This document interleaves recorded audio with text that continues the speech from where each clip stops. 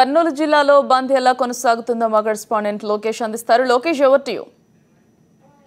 పౌరుషాల గడ్డైన కర్నూలు జిల్లా ప్రత్యేక హోదాతో నినాదాలతో హోరెత్తిపోతుంది. జిల్లా వ్యాప్తంగా చూసుకుంటే బస్సులు ఎక్కడెక్కడే ఆగిపోయే పరిస్థితి కనపడుతుంది. ఇప్పటిదాకా కర్నూలు జిల్లాలో ప్రశాంతంగా బంద్ కొనసాగుతుంది.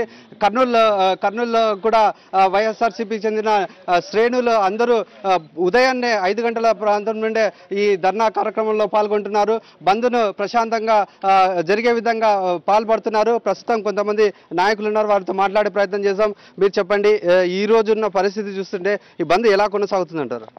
ఈ రోజు బంద్ చాలా స్వచ్ఛందంగా, చాలా ప్రశాంతంగా కొనసాగుతుంది. ఎందుకంటే ప్రతి ఒక్కరు కూడా ఈ స్పెషల్ స్టేటస్ కావాలి అన్న ఒక ఆలోచనతో ఉన్నారు కాబట్టి స్వచ్ఛందంగా వాళ్ళందుకు వాళ్ళు కూడా బంద్ చేసి వాళ్ళు సహకరిస్తున్నారు.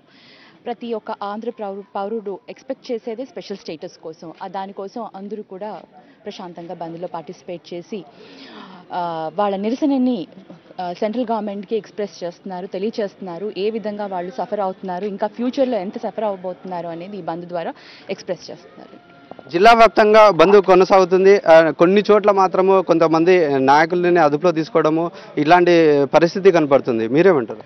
కొన్ని జిల్లాల్లో అటువంటి జరిగినాయి కానీ వాళ్ళు ఈ బంద్ ఏదైతే స్వచ్ఛందంగా ఏదో ఆంధ్రప్రదేశ్ 13 జిల్లాలో పాల్గొంటున్నారు ప్రజలు, వారిని అణచాలని చెప్తే అరెస్టుల ద్వారా కానీ లాఠీ చార్జీల ద్వారా కానీ అణచలు చేస్తే మాత్రం ఎవరి చేత కాదు. ఇది ప్రజల్లో ఉబ్బుకొని వచ్చేసింది అనమాట. ఇది ఒక ఆకాంక్ష.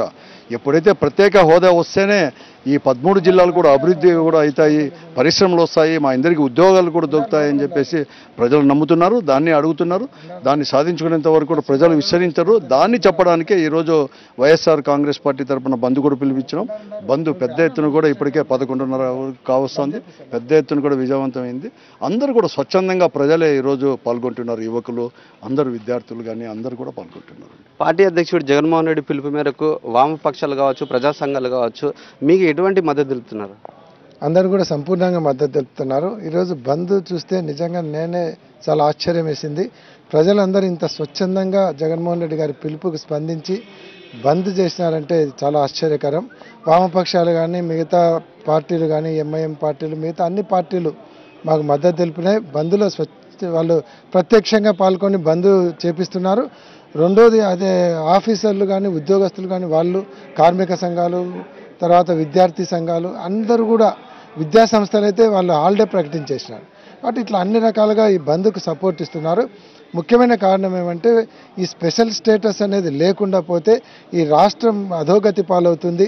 రాష్ట్రం విడిపోయినప్పుడు జరిగిన నష్టం కంటే స్పెషల్ స్టేటస్ రాకుండా పోతే జరిగే నష్టం ఎక్కువ అనేది ప్రజలలో ఒక అవగాహన వచ్చింది. ఒక చంద్రబాబు నాయుడికే సరైన అవగాహన రాలేదు. ప్రజలకు ఉన్నటువంటి అవగాహన చంద్రబాబు నాయుడికి రావడం లేదు.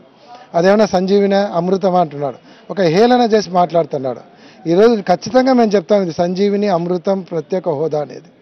అది లేకుంటే ఈ రాష్ట్రానికి ఇండస్ట్రీస్ రావు, ఉద్యోగాలు రావు, ఇక్కడ ఉన్నటువంటి యువతకు ఉద్యోగాలు రావు, ఈ ప్రాంతం అభివృద్ధి చెందదు, ప్రాంతం నాశనం అయిపోతుంది.